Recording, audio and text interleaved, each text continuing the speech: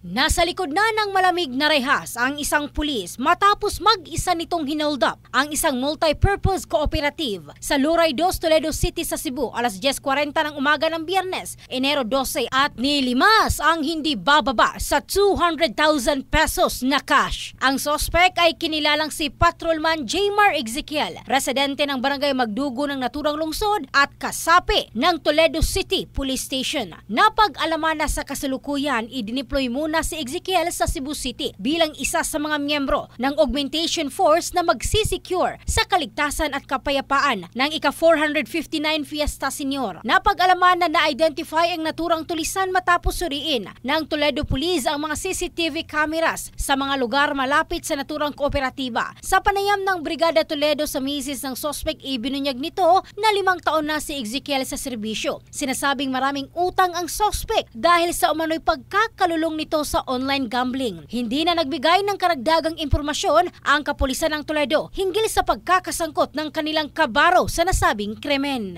Ang bahaging ito ay hatid ng DriveMax Adult Herbal Capsule, lalaking laging umaangat. In the heart of changing lives, ito si Michelle Craste ng Brigada News Philippines, the Music and News Authority.